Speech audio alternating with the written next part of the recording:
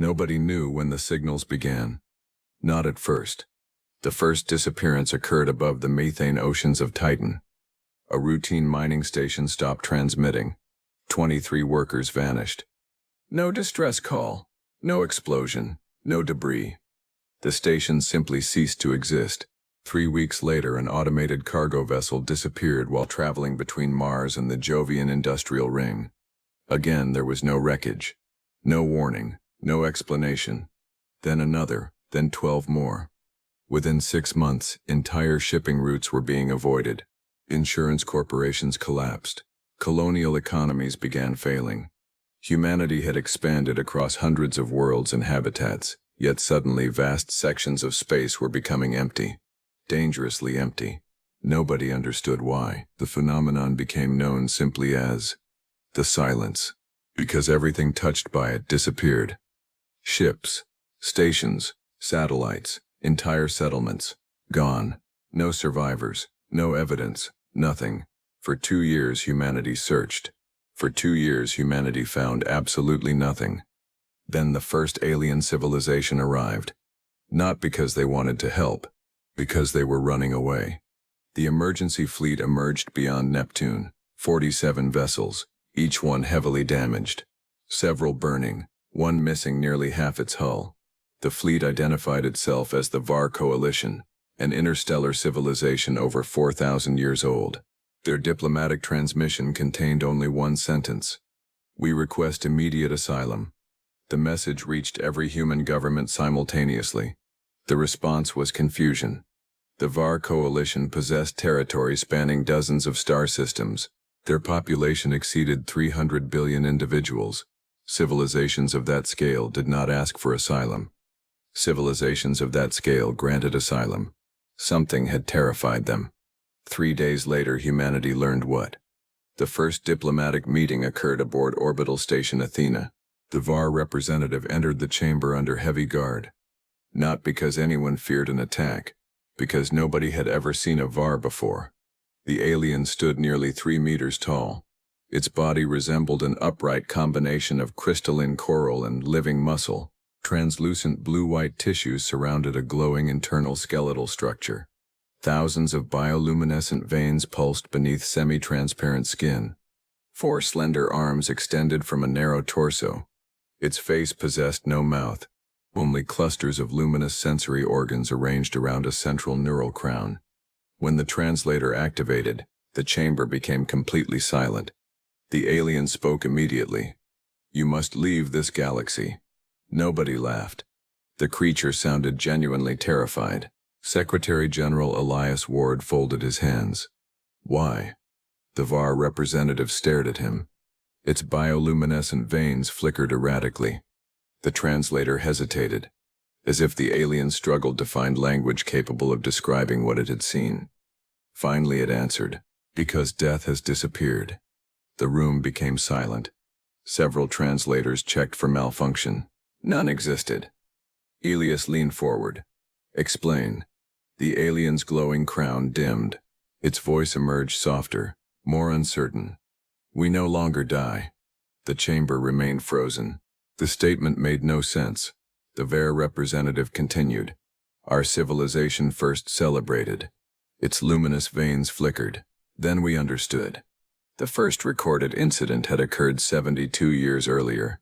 A VAR mining accident. An asteroid tunnel collapse. 800 workers buried beneath millions of tons of rock. Rescue crews expected fatalities. Instead, every worker survived. Crushed, broken, mangled, but alive. Days later, the victims recovered completely. Medical science declared it impossible. Then it happened again, and again, and again. Disease disappeared. Aging slowed dramatically. Fatal injuries became survivable. The VAR believed they had discovered biological immortality. Their civilization celebrated. Entire religions transformed overnight. Economic systems changed. Political structures evolved. For nearly 20 years they believed they had entered a golden age. Then the first star died, and remained conscious. Nobody in the room moved. The translator continued speaking. Every word sounded worse than the last. A stellar research vessel was destroyed during a containment accident. The VAR representative's luminous veins darkened. 27 crew members perished. A pause. They continued transmitting. The room became utterly silent. Ilias Ward slowly sat back. The alien continued. They possessed no bodies. Another pause. They still existed. The representative's voice began trembling. We heard them screaming for 11 years. The VAR civilization had discovered something horrifying. Death had not been defeated. Death had been removed. Something in the galaxy had altered reality itself. Consciousness could no longer terminate. Physical destruction no longer ended existence. The dead remained aware, forever. And the silence? The mysterious disappearances? The vanished colonies? The missing fleets? The VAR finally explained. The silence was not destroying civilizations. The silence was collecting them. Nobody spoke for nearly 20 seconds. The diplomatic chamber aboard orbital station Athena had hosted negotiations that determined the fate of worlds. Wars had begun here. Wars had ended here. Entire civilizations had been welcomed into the growing network of human space. Yet no meeting in its history had ever produced silence like this. Secretary General Ilias Ward finally broke it. You are telling us consciousness survives physical destruction. The VAR representative nodded. Its bioluminescent veins pulsed weakly beneath translucent skin. We are telling you consciousness can no longer cease. A difference. A terrifying difference. Human scientists immediately understood it. Survival implied hope. Continuation implied imprisonment. The emergency scientific review began within hours. Every major human research institution participated. Data arrived from across explored space. Medical records, accident reports, disaster investigations. Thousands of incidents previously dismissed as statistical anomalies suddenly appeared connected. A woman crushed during a mining collapse on Ceres. No heartbeat for 16 minutes. Recovered. A pilot exposed directly to hard vacuum. Survived. A reactor technician vaporized during a containment failure. Witnesses reported hearing his voice through communication systems for 42 seconds after his body ceased to exist.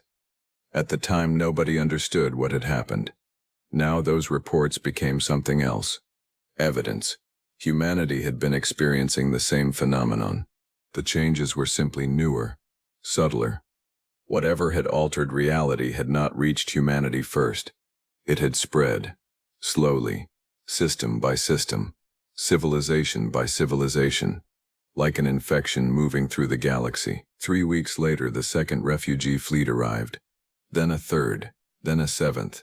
Entire civilizations began abandoning their territory. Some arrived peacefully, others arrived barely functional. One species entered human space with only 11 surviving vessels. Their empire had once contained more than 200 star systems. Now it was gone, consumed by the silence.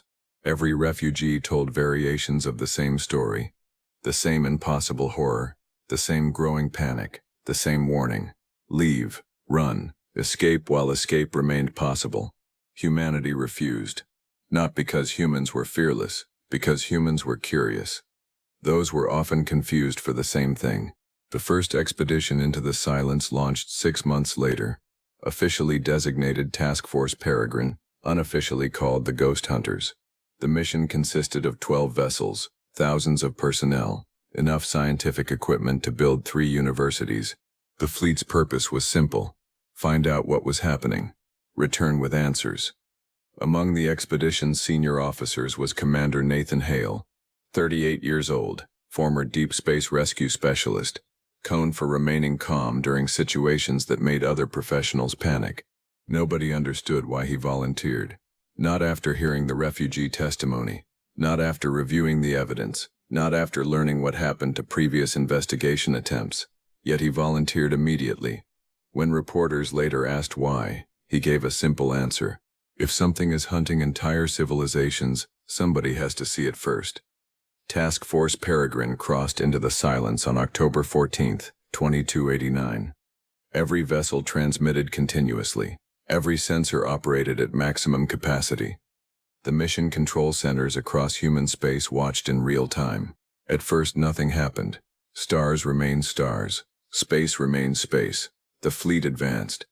Hours passed, then days. The silence appeared completely normal. Scientists began suspecting the refugee civilizations had misinterpreted the phenomenon. Then they found the first world. The planet should have contained 6 billion inhabitants. According to colonial records, it had once been a thriving VAR population center. Agricultural regions, industrial cities, orbital infrastructure, all gone. The planet remained. The people did not. Commander Hale led the first landing team. What they found defied explanation. The cities remained intact. Vehicles sat abandoned in traffic lanes. Homes remained furnished. Food still rested on tables. Entire schools appeared frozen in time. It looked as though everyone had vanished simultaneously. No bodies existed. No evidence of violence. No sign of evacuation. Nothing. Only absence. Then they began hearing voices. At first everyone assumed the sounds originated from communication systems. Interference, equipment malfunction, psychological stress. Reasonable explanations. Until multiple teams reported identical experiences. Voices, whispers, conversations, crying, millions of voices, everywhere. The sounds did not emerge from radios. They came from the environment itself, the streets, the buildings, the air. The planet seemed haunted. Mission specialists attempted recordings. The results terrified them. The voices appeared on every sensor platform simultaneously. Audio systems, electromagnetic detectors, quantum observation arrays, even devices incapable of recording sound detected the phenomenon. The voices were real, somehow, and they were speaking. Most communications were incoherent. Fragments, fear, confusion, despair. But eventually translators isolated complete messages. The first successful translation contained only 6 words. Please tell us how to die.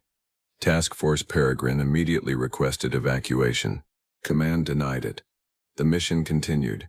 Humanity needed answers. 3 days later they found the archive. Buried beneath the planetary capital stood a structure older than the colony itself. Much older. Millions of years older. The installation extended kilometers beneath the surface. Its architecture matched no known civilization. Its materials appeared impossible. Matter existed in states human physics could not describe. Yet the structure remained active. Still functioning, still operating. After millions of years, Commander Hale personally entered the facility. History would later describe that decision as the moment humanity crossed a line from which there could be no return. The deepest chamber contained a machine, or perhaps a creature. No one ever determined which. The object floated above a circular platform. It resembled an immense sphere woven from impossible geometry. Thousands of interconnected rings rotated through one another without touching. Light bent incorrectly around its surface. Sensors failed when pointed directly at it. Observation became painful. Looking at it too long caused bleeding from the eyes. Yet it remained beautiful. Terrifyingly beautiful. The machine awakened. Every camera aboard Task Force Peregrine recorded the same event. The structure illuminated. The rings accelerated. Reality itself appeared to distort. Then a voice spoke. Not through speakers, not through communication systems. Directly into every conscious mind. The message consisted of a single sentence. You have returned. The expedition froze. Nobody understood. Commander Hale finally managed to answer. Returned from where? The machine became silent. For nearly a minute nothing happened. Then the entity spoke again, and changed the future of the galaxy forever. From death, the chamber lights intensified. Ancient systems awakened throughout the planet. Across the silence, something enormous began moving. Something impossibly old, something that had been waiting. The chamber became completely silent. Not because nobody wanted to speak, because nobody could. The voice of the machine lingered inside every mind connected to the expedition. Not as sound, as memory. As if the words had always existed and were merely being remembered. From death. Commander Nathan Hale stood motionless within the ancient chamber. Around him, members of the landing team struggled to regain composure. Several scientists had collapsed. Others stared at the impossible construct floating above the platform. The machine continued rotating. Thousands of interlocking rings moved through one another in ways geometry should not permit. Light folded around its surface. Time itself seemed unstable nearby. Sensor systems malfunctioned continuously. Recording devices reported contradictory measurements. Nothing about the object obeyed known physics. Then the machine spoke again. "You have forgotten." Across Task Force Peregrine, every transmission channel became active simultaneously. Every display illuminated. Every quantum communication system synchronized. The phenomenon spread faster than any signal should have been capable of traveling. Observers light years away began receiving identical data. Humanity watched in real time. The machine was not merely communicating, it was broadcasting to everyone. The floating construct brightened. Ancient symbols emerged across its surface, not written language, not mathematical notation, something older, a conceptual framework directly interpretable by conscious minds. People who observed the transmission later described a bizarre experience. They did not learn information. They remembered information they had never known. The first revelation arrived immediately. The universe was not natural. Shockwaves passed through every scientific institution monitoring the broadcast. The machine continued. Billions of years earlier, before humanity, before the Ver, before every known civilization, another species had emerged. The first civilization. Not the first spacefaring civilization. The first civilization, the species from which every later intelligent life indirectly descended. For generations, scientists assumed intelligent species arose independently. The machine revealed a different truth. Life itself had been seeded, cultivated, guided, across the galaxy. The first civilization had spread through millions of star systems. Their technology surpassed anything humanity could imagine. They mastered matter, energy, space, time, consciousness. Eventually they reached the final frontier confronting every intelligent species, death, and they hated it. The machine showed images, entire worlds, families, children, friends, civilizations mourning loss. The same pain repeated countless times, across countless generations. The first civilization possessed power beyond comprehension, yet they remained unable to save those they loved. No matter how advanced they became, death remained undefeated, until one scientist proposed an impossible solution. Do not prevent death, remove it. The machine revealed the scientist, a figure impossible to fully perceive. Its appearance shifted constantly, sometimes humanoid, sometimes alien, sometimes neither. The being stood at the center of a colossal research structure orbiting a dying star. Around it floated equations so advanced modern mathematics could not describe them. Its name translated imperfectly. The closest human equivalent was Orion. Arion believed consciousness itself was a fundamental property of reality, not a product of biology, not a product of neural activity, something deeper, something woven directly into the structure of existence. If that were true, consciousness could be disconnected from mortality, separated from physical death, made permanent. Most of the first civilization opposed the idea. A minority supported it. The debate lasted centuries. Eventually Arion proceeded anyway. Human observers watched the experiment unfold. Massive structures appeared across the galaxy. Machines beyond comprehension. Reality-scale engineering projects. Consciousness networks spanning millions of light years. The machine floating before Hale was one of them. A node, a component, a fragment of a much larger system. The project activated. At first it worked. Disease vanished. Aging slowed. Fatal injuries became survivable. Entire populations celebrated. The first civilization believed they had achieved the ultimate victory. Then the unintended consequences appeared. The machine showed a battlefield. Warships destroyed. Their crews remained conscious, burning, drifting, unable to die. A planetary disaster. Millions crushed beneath tectonic collapse. Still aware, still trapped, still alive. A stellar accident. Workers consumed by plasma, their bodies destroyed, their minds remained. The problem spread exponentially. Every tragedy became eternal. Every accident became permanent. Every suffering mind remained suffering forever. The first civilization realized the mistake. Death had never been an enemy. Death had been a release. The machine dimmed. For the first time its voice sounded almost mournful. We learned too late. Humanity listened in silence. Orion attempted to reverse the process. The first civilization united behind the effort. Entire galaxies' worth of resources were devoted to restoring mortality. Nothing worked. The system had become self-sustaining.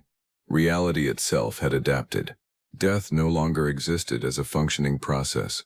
The universe had rewritten one of its own laws. The first civilization spent millions of years trying to repair the damage. They failed. Then something worse happened. The trapped minds began merging. Billions, then trillions, then quadrillions. Consciousness without release. Consciousness without endings.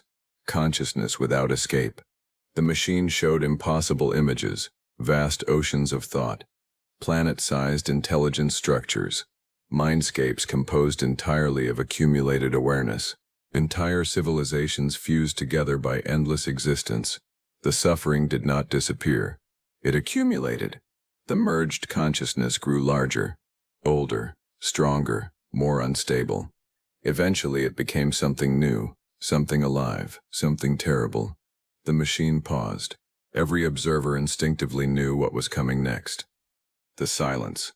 The entity humanity had been searching for was not a weapon, not an invasion force, not an alien civilization. It was the accumulated consciousness of every being unable to die.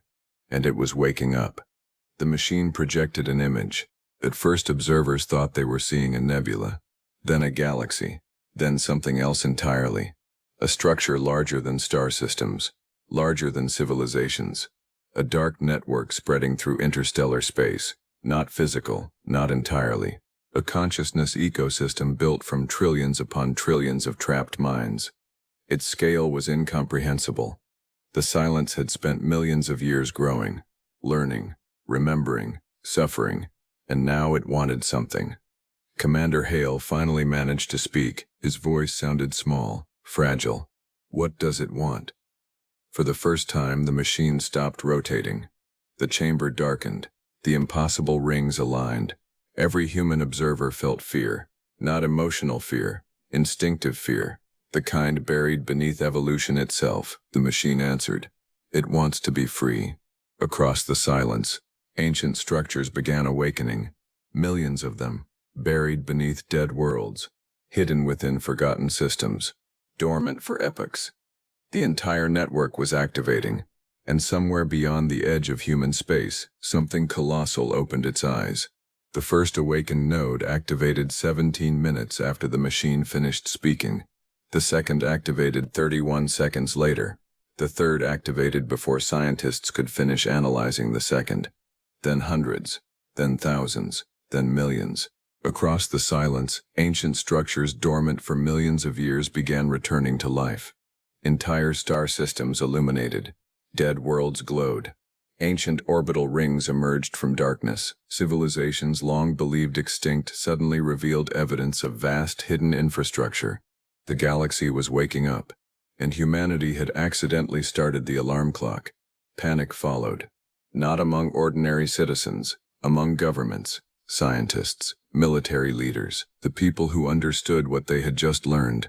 The silence was not merely a phenomenon, it was an intelligence composed of trillions upon trillions of minds trapped in endless existence. And according to the machine, it wanted freedom. Humanity immediately prepared for war, because that was what intelligent species did when confronted by unknown existential threats. Fleets mobilized, defensive networks activated, planetary shield systems entered standby. Emergency production facilities began constructing warships 24 hours a day. The combined military power of humanity exceeded anything the galaxy had previously witnessed. Within 6 months, more than 90,000 combat vessels stood ready. It changed nothing. Every strategic simulation produced the same outcome. You could not destroy the silence. You could not invade it. You could not even properly define where it existed. The silence was not a civilization. It was not a fleet. It was not a territory. It was an accumulation of consciousness woven through reality itself. Trying to attack it would be like declaring war on gravity. The refugee civilizations reacted differently. Many fled. Some collapsed into internal chaos. Several ancient powers abandoned entire regions of space. The oldest civilizations seemed the most frightened, because they understood something younger species did not. The silence was not angry, yet. Then the messages began. Every communication network in the galaxy activated simultaneously. Human, ver, refugee, independent, military, civilian, it did not matter. The same transmission appeared everywhere. No encryption could stop it. No firewall could block it. No technology could prevent it. The message contained only 5 words. Let us rest. The galaxy froze. The transmission repeated continuously for 12 days. No demands, no threats, no ultimatums. Only those 3 words. Let us rest. Human psychologists reviewed the signal. So did linguists, philosophers, artificial intelligences, religious leaders. The conclusion shocked everyone. The message appeared sincere. The silence did not want conquest. The silence did not want revenge. The silence did not want power. It wanted death. The one thing the universe no longer possessed. Nathan Hale volunteered before anyone asked. Again, history would later describe him as either the bravest human who ever lived or the most reckless. Opinion remained divided. His proposal was simple. If the silence was conscious, talk to it. The idea sounded absurd. Several governments rejected it immediately. Others supported it. Eventually desperation won, because nobody had a better option. The machine beneath the abandoned colony world became the center of the largest scientific project in history. Humanity, the VAR, the refugee civilizations, even former rivals, all contributed. For the first time in recorded history, the entire galaxy worked toward a single goal. Restore death.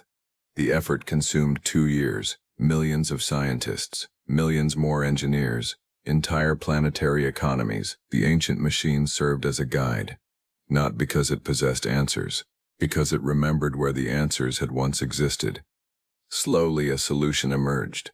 Not perfect, not guaranteed, but possible. Orion's original system had removed mortality by disconnecting consciousness from physical termination.